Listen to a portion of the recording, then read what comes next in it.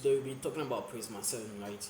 It was just released on November 19th. I think I saw it just this week, so um, I'll be talking about it and then reviewing the latest changes that they made, the breaking changes, and then like everything about the new features they added and stuff like that. So let's go deep into it. So over the past year, they've been working on Prisma 7, right? Trying to make it faster and more simpler to build applications with. So in their blog, they are saying that they designed Prisma 7 for the future, and in 2024 they published their vision for the future of Prisma. For me, I really love Prisma as an ORM for TypeScript, right? Like it's I don't know how to explain it, but I really love it. I've tried other ORMs for Java in the JS ecosystem, but Prisma really kind of stuck with me because of the way it works. Because coming from a Django background, the way Prisma works, we use Prisma kind of is more or less the way we use Django, right? So for me, it was much more easier to work with Prisma.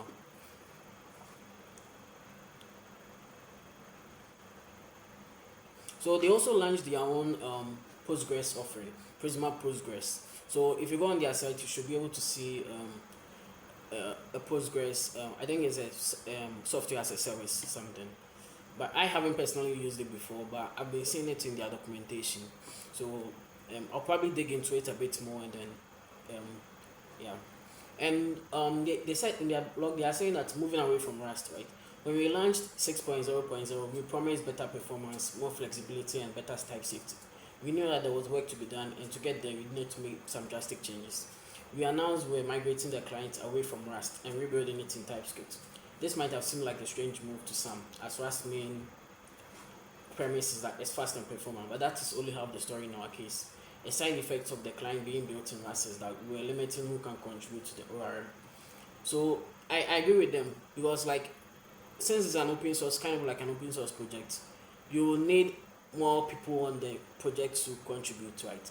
So if you have like if you look if you for me I think that they moving to TypeScript is a much better decision in terms of the fact that like people who are even using your projects, right, are more or less TypeScript guys. So now if you migrate your project to TypeScript, you get all these guys to come and contribute.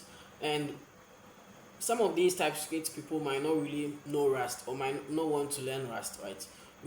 But if you have the project in Rust, even though Rust is like a much better language in terms of like system stuff, but it limits the number of people who can actually contribute to your project because the people who are using your project might not be using Rust in their day job. They are just using TypeScript to build front ends and back ends, right? So I think it was a very good decision that they chose to move back to TypeScript. I support that decision. So and then they're also saying that on the technical side, the communication layer between Rust and the JavaScript runtime is much slower than doing things in plain JavaScript.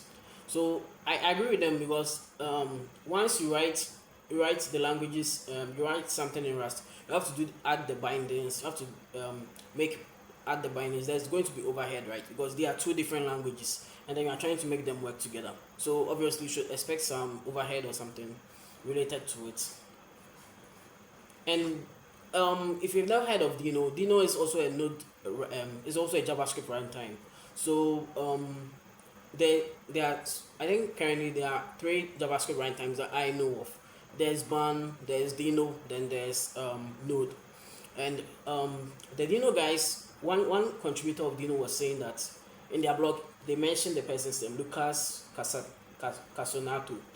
He's at Dino, and then he was saying we remember hearing about Prisma's move away from Rust and thinking about how not dealing with the native add-on API would make supporting Rust in Dino so much simpler. We're all really excited to see it.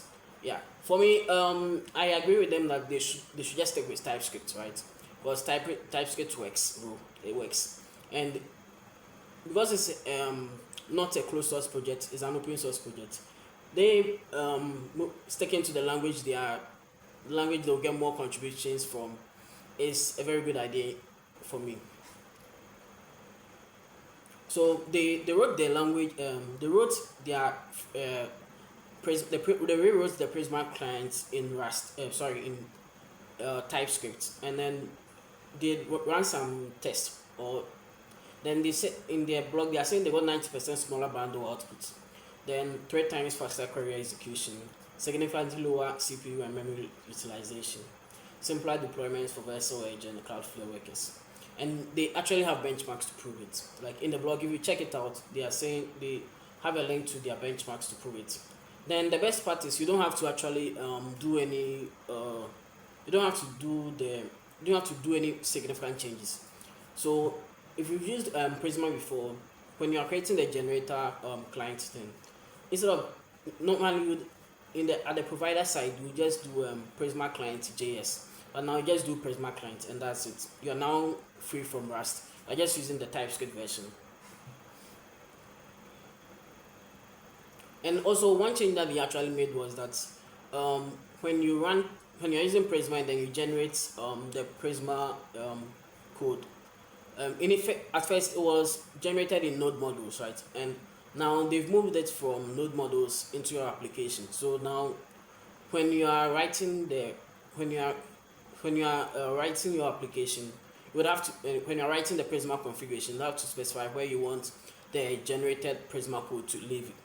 Yeah, and then because one reason that they are doing it that way is because they want the file watchers and the developer tooling to be able to recognize the types. Yeah.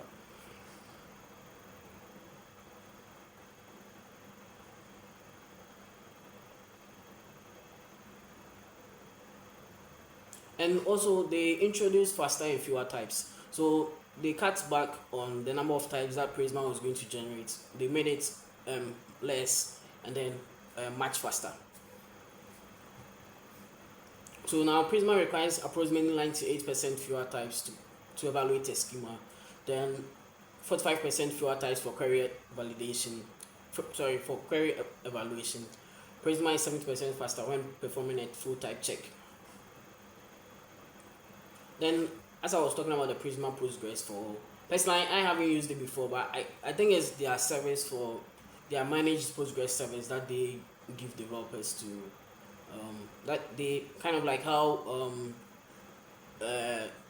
Neon and Superbase are like as in a managed database service for devs. Yeah. So you can work with that if like you're interested in it. Yeah. So there's a lot that they wanted to there's a lot of changes that they actually made, but they didn't include them in the this um, they didn't include them in this blog post, right? So we'll go into we'll